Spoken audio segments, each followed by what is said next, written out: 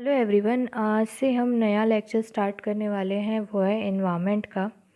और एनवायरनमेंट ये सब्जेक्ट आपको CGPSC, EACF as well as UPSC में भी काम आएगा। और आज जो है हम पहला टॉपिक लेने वाले हैं एनवायरनमेंट एंड इकोलॉजी। मैं जो नोट्स फॉलो कर रही हूँ वो शंकर आईएएस के जो रिवाइज्ड एडिशन है, 6th रिवाइज जो एडिशन है सितंबर 2018 में जो आया, उसको रेफरेंस लेकर मैं आपको ये लेक्चर डिलीवर करूँगी। चैप्टर 1 देख लेते हैं। चैप्टर 1 है इकोलॉजी। आज इस चैप्टर को कंप्लीट करेंगे। मैक्सिमम टर्म्स जो इम्पोर्टेंट है वो मैं कवर करूँगी। सबसे पहले इसका डेफिनेशन देख लेते हैं। इकोलॉजी एक टर्म है जो कि ओइकोस से लिया गया है। लैटिन वर्ड है ओइकोस, उससे लिया गया है, जिसका मतलब होता है होम और प्लेस टू लिव, और लोगोस का मतलब होता है स्टडी। अगर हम इसकी बेसिक डेफिनेशन देखा जाए तो इसको कहेंगे कि एक साइंटिफिक स्टडी है जिसमें हम relationship with of the living organism और उसके इन्वायरमेंट के बीच में देखते हैं। ये बेसिकली डील करता है इस चीज़ से कि कैसे कोई ऑर्गेनिज़म अपने आप को वातावरण के अनुसार ढाल लेता है, कैसे वहाँ पर जो रिसोर्सेज या संसाधन मौजूद है उसको वो यूज़ करता है। और जैसे कि एनर्जी फ़्लो है, जैसे कि हम 10% फ़्लो ऑफ एनर्जी रूल को आप जानते हैं, और वैसे ही मिनरल साइकिलिंग के अकॉर्डिंग कैसे कोई भी ऑर्गेनिज़म है वो वातावरण के हिसाब से ढल जाता है। यही है इकोलॉजी। अब आगे देखते हैं history of ecology. History of ecology ये कहता है कि जो हमारी इकोलॉजी है उसके रूट्स हमको कहाँ से मिलता है, तो हमारी प्राकृतिक जो इतिहास रहा है उससे जुड़ा हुआ है। जैसे जो मानव सभ्यता है उसका विकास हुआ, तो हमारी जो रूढ़िवादी जो समाज था उसमें ये बहुत ज़रूरी था कि एक मानव जो है वो अपनी जो नेचर है उसको अच्छी तरह से जाने और उसको अच्छे तरह से यूटिलाइज़ करे।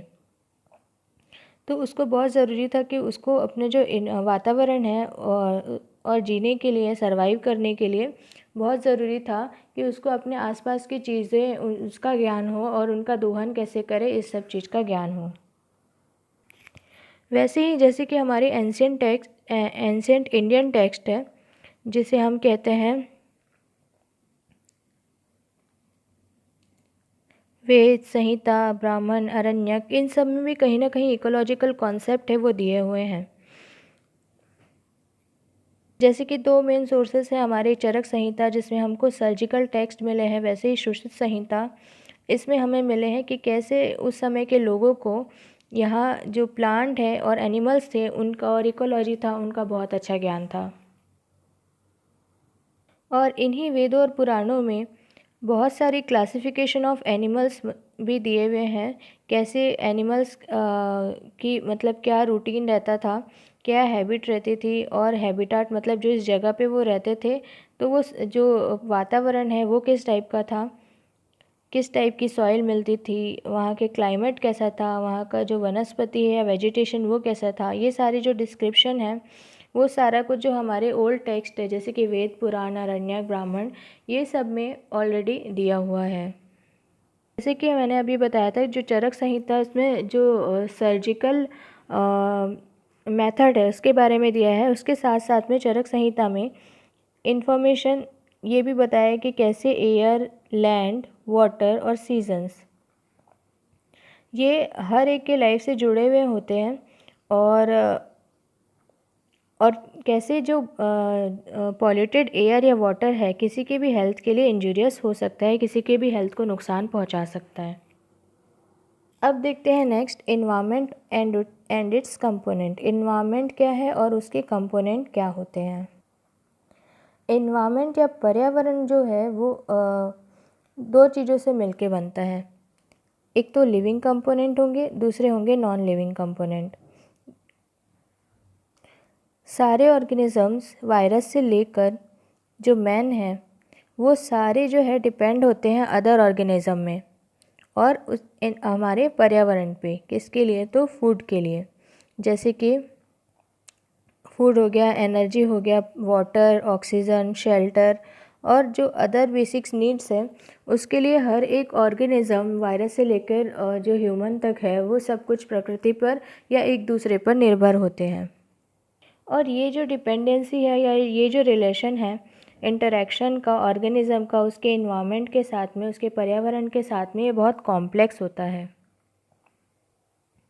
अब देख लेते हैं कि एबायोटिक कंपोनेंट्स कौन कौन से होते हैं। तो एबायोटिक में हम देखेंगे जैसे कि energy, radiation, temperature and heat flow, water, atmospheric gases and wind, fire, gravity, topography, soil and geographic substratum. वैसे ही बायोटिक में जो भी लिविंग है वो आ जाएंगे, जैसे green plants, non green algae plants, decomposers, parasites, symbionts, animals and man. अब एक एग्ज़ाम्पल देख लेते हैं, जैसे कि internal environment of a fish. Fish फ़िश को या तो आप एक सी में कंसिडर कर सकते हैं या आप एक एक्वेरियम में कंसिडर कर सकते हैं। ये एनक्लोज्ड सरफेस होगा और इसमें क्या होगा, जो इंटरनल इन्वायरमेंट होगा, इसमें जो आंतरिक वातावरण होगा या पर्यावरण होगा, वो ये नहीं कह सकते कि हम ज़्यादा मतलब चेंज होता है, इसमें रिलेटिवली स्टेबल रहता है जो कि आउटसाइड जो भी इन्वायरमेंट होगा उससे, लेकिन एब्सोल्यूट कांस्टेंट नहीं होता है। इंजरी हो सकती है, इलनेस हो सकती है, एक्सेसिव स्ट्रेस हो सकता है जो कि आपके जो आंतरिक वातावरण है, इंटरनल वातावरण है, उसको अफेक्ट करे। अब देख लेते हैं इकोलॉजिकल ऑर्गेनाइजेशन। इकोलॉजिकल ऑर्गेनाइजेशन में जैसे आप देखिए सबसे पहले होते हैं इंडिविजुअल्स, आपको ये दिख रहे होंगे इंडिविजुअल मिलकर के क्या बनाएंगे, तो पॉपुलेशन। ये अलग अलग पॉपुलेशन मिल करके एक कम्युनिटी बनाएंगे और ये कम्युनिटी मिल करके क्या बनाएंगे, इकोसिस्टम। और ये इकोसिस्टम का बड़ा फॉर्म होगा एक बायोम, और इससे सबसे बड़ा फॉर्म होगा वो होगा बायोस्फीयर। ये बहुत इंपॉर्टेंट है, एक बार फिर से मैं रिवाइज करा देती हूँ। सबसे पहले होंगे इंडिविजुअल मतलब अकेला जो ऑर्गेनिज्म है वो। उसके बाद इनकी एक पॉपुलेशन बनेगी, जैसे कि ह्यूमन पॉपुलेशन, एनिमल पॉपुलेशन, इस तरीके से। अब अलग अलग पॉपुलेशन मिल करके क्या बनाएंगे, तो कम्युनिटी, और अलग अलग कम्युनिटी मिल करके क्या बनाएंगे, तो इकोसिस्टम। अब ये अलग अलग इकोसिस्टम मिल करके क्या बनाएंगे, बायोम, और अलग अलग बायोम्स मिल करके बनाएंगे बायोस्फीयर। तो सबसे लार्जेस्ट जो टर्म हो, ये लार्जेस्ट यूनिट हुआ वो हुआ बायोस्फीयर, और जो सबसे छोटा यूनिट हुआ वो हुआ इंडिविजुअल।